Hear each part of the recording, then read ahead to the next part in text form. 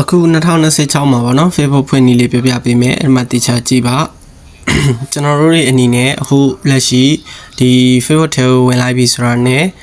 Facebook account ကိုအသစ်ဖွင့်မှာဖြစ်တယ်အဲ့တော့အသစ်ဖွင့်ဖို့ Facebook ထဲကိုဝင်လိုက်ပြီဆိုလို့ရှိရင်ကျွန်တော်တို့ကဘာကိုလုပ်ရမလဲဆိုတော့ကျွန်တော်တို့ Gmail နဲ့ဖွင့်မယ်ဖွင့်တော့ကျွန်တော်တို့ create new account ဆိုတာရှိတယ်အောက်မှာအဲ့ဒါလေးကိုကျွန်တော်တို့နှိပ်လိုက်နော်နှိပ်လိုက်ပါ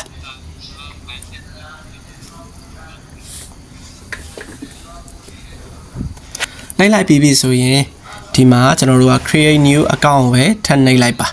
ပြီးရင်ကျွန်တော်တို့ထည့်ချင်တဲ့နာမည်ကိုရှေ့မှာ first name နောက်မှာ last name ထည့်ဥပမာကိုဆိုရင်ရှေ့ကကိုနောက်ကဖြူပေါ့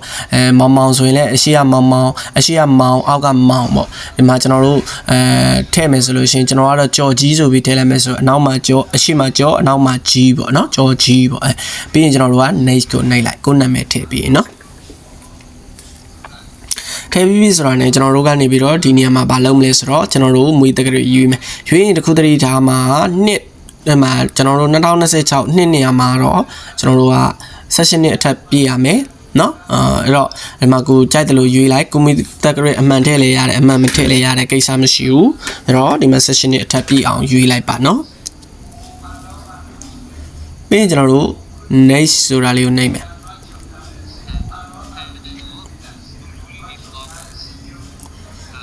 အဲ့မှာကျွန်တော်တို့က female ဆိုရင် main ကလေး male ဆိုရင်ယောက်ျားလေးအဲ့တော့ဒုတိယအကြောင်းကယောက်ျားလေးပထမအကြောင်းက main ကလေးယောက်ျားလေးဆိုတော့ကျွန်တော်ကmale ကိုကျွန်တော်ရွေးလိုက်မယ်ရွေးပြီးတော့ next ကိုနှိပ်မယ်နော်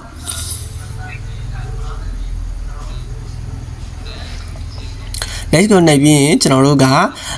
email နဲ့ကျွန်တော်တို့ဖွင့်မှာဖြစ်တဲ့အတွက်ကျွန်တော်တို့ email number ထည့်မယ် sign up with email address ဆိုတာကိုကျွန်တော်တို့နှိပ်ပြီးရင်ကျွန်တော်တို့ဖွင့်လာခဲ့တဲ့ email number ကိုကျွန်တော်တို့ထည့်ရမှာเนาะအဲ့တော့ဖုန်းနံပါတ်နဲ့ဖွင့်ခြင်းတဲ့သူကဖုန်းနံပါတ်နဲ့ဖွင့်သွားတယ် email နဲ့ထည့်ခြင်းတဲ့သူက email နဲ့ဖွင့်သွားတယ်အဲ့တော့ကျွန်တော်က email နဲ့ဖွင့်ပြီးပြမှာဖြစ်တယ်အဲ့တော့ email နဲ့ဖွင့်ပြီးပြမှာဖြစ်တဲ့အတွက် email ကိုကျွန်တော်တို့ဒါ email ကိုနှိပ်မယ်ပေါ့เนาะ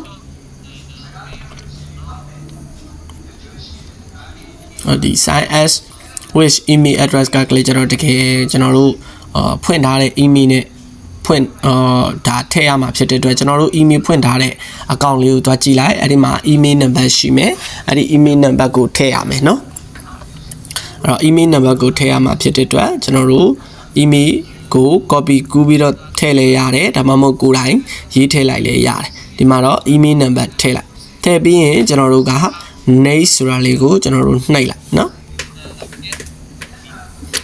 next ဆိုတာလေးနှိပ်ပြီးရင်ကျွန်တော်တို့ password နေရာမှာ password လေးကိုထည့်လိုက်အဆင်ပြေမဲ့ password ကိုထည့်လိုက်ပါเนาะအဆင်ပြေမဲ့ password ဆိုတဲ့အခါမှာ password ကဏ္ဍ6လုံး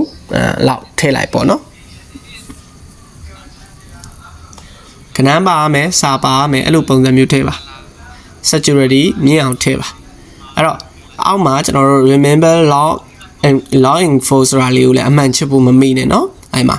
ပြီးရင်ကျွန်တော်တို့ next ကိုနှိပ်လိုက်မယ်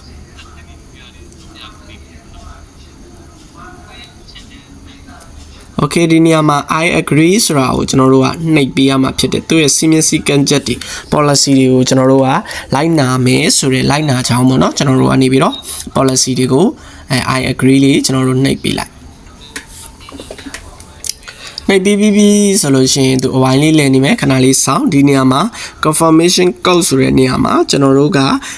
Gmail ထဲမှာ code တွက်ကြည့်ရမယ်ကျွန်တော်တို့ဖွင့်ခဲ့တဲ့ Gmail မှာ code ပို့လာပါလိမ့်မယ်အဲ့ဒီ code number ကိုကျွန်တော်တို့သွားယူပါအဲ့ဒီ code number ကြာလာပါလိမ့်မယ် cloud ဆိုပြီးတော့အဲ့ဒါလေးကိုကျွန်တော်တို့ကထည့်ရမှာဖြစ်ပါတယ်အဲ့ဒီ code number လေးကိုကျွန်တော်တို့ဒီမှာထည့်မယ်ကိုက Gmail ထဲဝင်သွားလိုက် Gmail ထဲဝင်သွားရင်ကိုဖွင့်ခဲ့တဲ့ Gmail ကိုနှိပ်လိုက်ရင်အဲ့ Gmail box မှာ code number ကြားလိမ့်မယ်အဲ့ဒီ code number ကိုကျွန်တော်တို့ထည့်ရမှာဖြစ်ပါတယ်เนาะ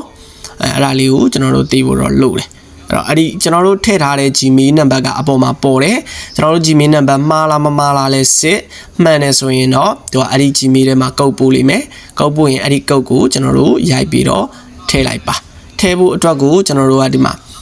ကျွန်တော်တို့ခလက်ခလုံးနှိပ်ထွက်ပြီးတော့မှကျွန်တော်ပြမယ် Gmail ထဲကိုဝင်ပြီးတော့စစ်လိုက်အဲ့တော့ Gmail ထဲကိုဝင်စစ်မယ်ဆိုလို့ရှိရင်ဒီမှာကျွန်တော်တို့ဖွင့်ထားတဲ့ ကျွန်တော်တို့ထည့်လိုက်တဲ့ Gmail ပေါ့နော် Gmail box ချင်းမှာအဲ့လိုမျိုးကုတ်ကြလာပါလိမ့်မယ်အဲ့ဒီကုတ်ကလေးကိုကျွန်တော်တို့ကထည့်ရမှာဖြစ်တယ်85131ဒါဆို85131ကိုကျွန်တော်တို့သွားထည့်မယ်ပေါ့နော်85131ကိုသွားထည့်မယ်အဲ့တော့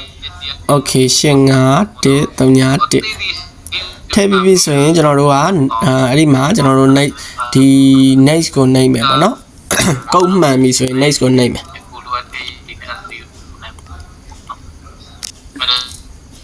next ကိုနှိပ်ပြီးပြီဆိုလို့ရှိရင်တော့ကျွန်တော်တို့ဒီမှာပုံတင်ဖို့အတွက် add pictures တော့နှိပ်ပြီးပုံတင်လို့ရတယ်မတင်ရင်လည်းနောက်မှတင်လို့ရတယ်အဲ့တော့ကျွန်တော်က skip နဲ့ကြော်လိုက်မယ် skip နဲ့ကြော်သွားရင်လည်းရတယ်ပေါ့နော်ကြော်သွားရင်လည်းရတယ်skip လေးနဲ့ကြော်လိုက်မယ်ကြော်လိုက်ပြီးပြီဆိုလို့ရှိရင်ကျွန်တော်တို့ကဒီမှာဘာလုပ်လဲဆိုတော့ကျွန်တော်တို့ try on လေးနှိပ်လိုက်နှိပ်ပြီးရင်ကျွန်တော်တို့ဒီနေရာမှာ friend လေးတွေကိုတော့ကျွန်တော်တို့တစ်ခုစီပြန်ဖြုတ်ပြီးတော့သွားလို့ရတယ်ဒီမှာအကောင်းဆုံးပြောတာတော့ skip နဲ့ကြော်သွားတာအကောင်းဆုံးပဲပေါ့နော် skip skip ဆိုတာလေအဲ့ဒီမှာအဖြူရောင်လေးနဲ့တွေ့လားအဲ့ဒီကောင်လေးကိုနှိပ်ပြီးကြော်သွားလိုက်ကြော်သွားပြီးရင်ကျွန်တော်တို့ဖုန်းနံပါတ်ထည့်ခိုင်းမယ်ကျွန်တော်တို့က2 step တွေပါခံရင်အထဲမှာသွားပြီးခံရင်အလုံးရှုံနေသေးတယ်ဒီမှာတစ်ခါတည်းဖုန်းနံပါတ်ထည့်သွားလိုက်အဲ့တော့ဘေးနားမှာအပေါင်း66ဆိုမြန်မာနိုင်ငံမှာနေတဲ့သူကပေါင်း95ရွေးလိုက်ကျွန်တော်တို့ထိုင်းရဆိုပေါင်း66ရွေးလိုက်ပြီးရင်ကျွန်တော်တို့ဖုန်းနံပါတ်ကိုထည့်ပြီးတော့ add number ဆိုတာကိုကျွန်တော်တို့နှိပ်လိုက်เนาะနှိပ်ပြီးသွားမယ်အဲ့တော့ကျွန်တော်တို့အဲ့ဒီမှာ add number ဆိုတာဖုန်းနံပါတ်တစ်ခါတည်းထည့်သွားเนาะတစ်ခါတည်းထည့်သွားဒါပေမဲ့ကျွန်တော်က skip နဲ့ကြော်လိုက်မယ်မိတ်ဆွေတို့ကတစ်ခါတည်းထည့်သွားထည့်ပြီးပြီဆိုရင်ကျွန်တော်တို့ဒီနေရာမှာ turn on notification ကိုနှိပ်ပြီးရင်ဒီမှာကျွန်တော်တို့ notification လေးကိုဖွင့်ခိုင်းရင် on ပေးလိုက်ရင်ပွင့်သွားမယ်ပွင့်သွားပြီဆိုလို့ရှိရင်ကျွန်တော်တို့အနောက်ကို back လုပ်လေးနဲ့ပြန်ပြီးတော့ထွက်လိုက်เนาะခဏလေး on ပေးလိုက်အဲ့ဒီကောင် on ပေးလိုက်တဲ့ဆိုရင်အဆင်ပြေတယ်เนาะback လုပ်လေးနဲ့ထွက်မယ်ထွက်လိုက်ရင်ကျွန်တော်တို့ဒီမှာ Facebook စာမျက်နှာလေးရောက်သွားမယ်ရောက်သွားပြီဆိုရင်တော့ကျွန်တော်တို့ကပုံမတင်ရသေးဘူးမတင်ရသေးတော့ကျွန်တော်တို့ပုံတင်နေတယ်ဆိုရင်ကျွန်တော်တို့ရဲ့ profile ပုံလေးကိုကျွန်တော်တို့ကနှိပ်လိုက်เนาะကျွန်တော်တို့အဲ့ဒီမှာတောင်းမှာ profile ပုံလေးရှိတယ်နှိပ်လိုက်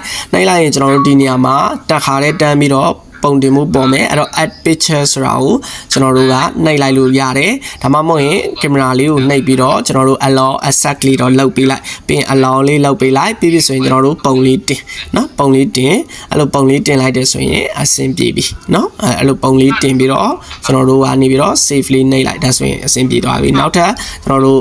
ဒီ dashboard ပြောင်းတာတို့ဘာတို့ညာတို့ကျွန်တော်ထပ်ပြီးတော့ထပ်လုပ်ပေးမယ်ဟုတ်ပြီเนาะဒီလောက်ပါပဲအားလုံးပဲအဆင်ပြေပါစေ